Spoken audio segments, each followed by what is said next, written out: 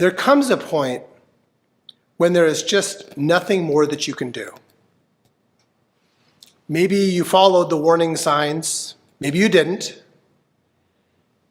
but there is a moment of reckoning that comes.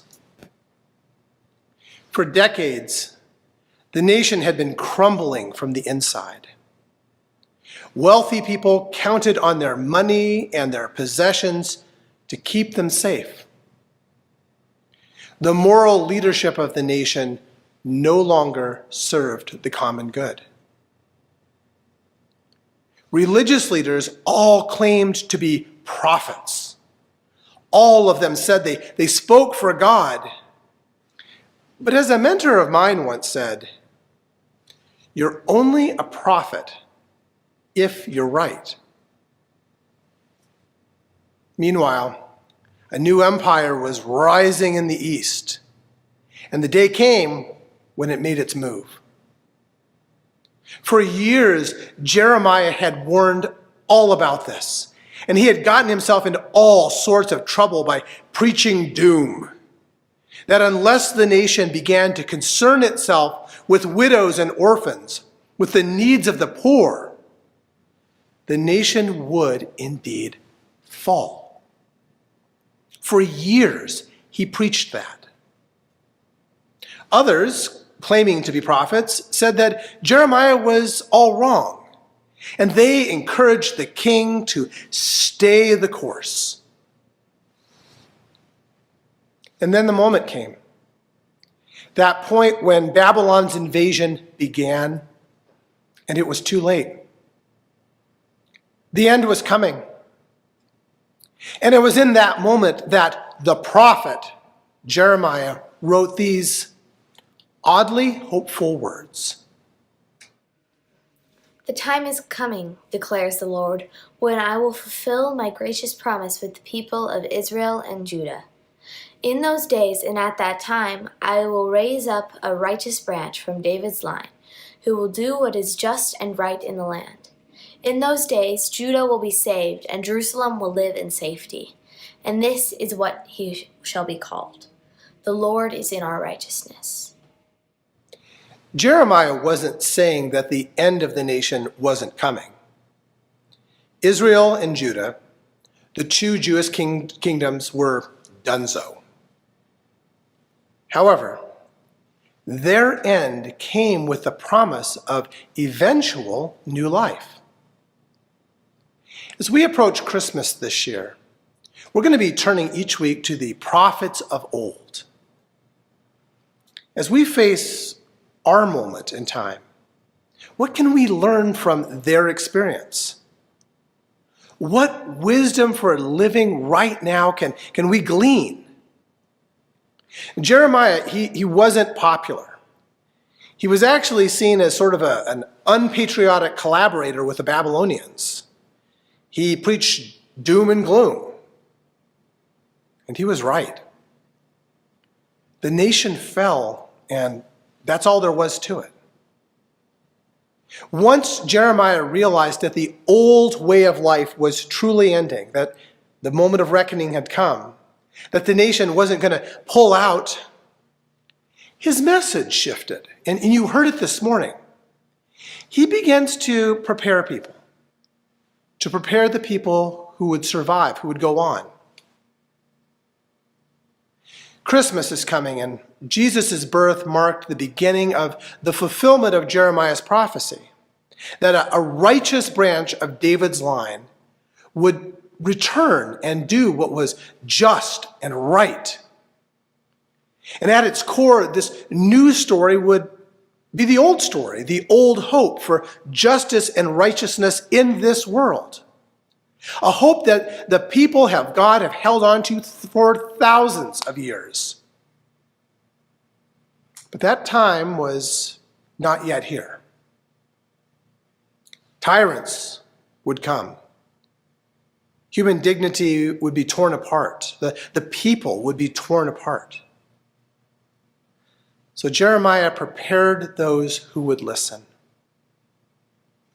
There were, and there are, all these voices competing for attention today.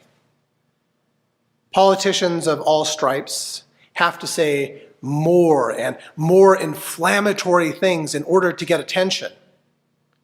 And so many people claim to be prophets that they know what's going to happen. So many try to sell us their version of facts or the truth. They sell it on social media, in the news, what have you. But the truth will out in time. You're only a prophet if you're right.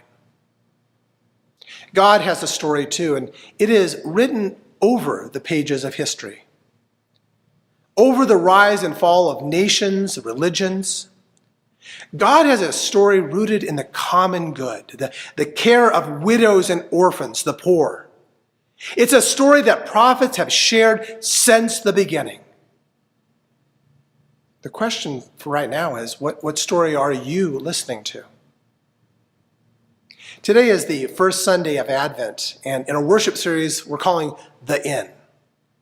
The whole series is based on the message of biblical prophets that will lead us to the story of Jesus' birth, when there was no room at the inn, no room for those without means or money.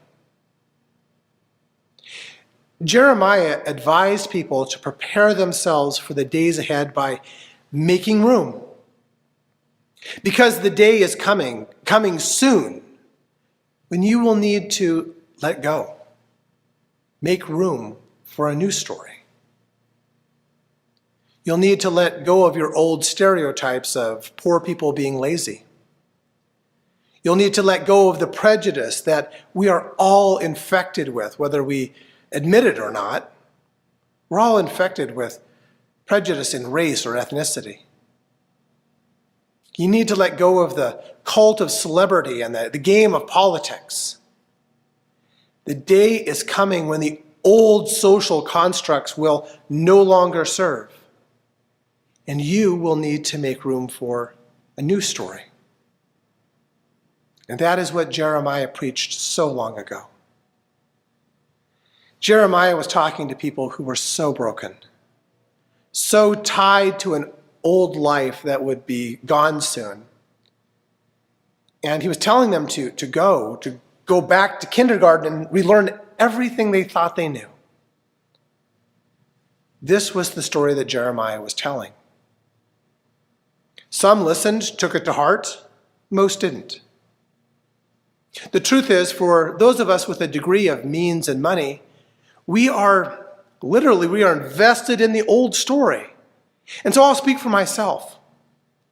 My life has followed a path of generations before me who valued education that led to careers that paid you fairly, and you counted that laws were fair and just.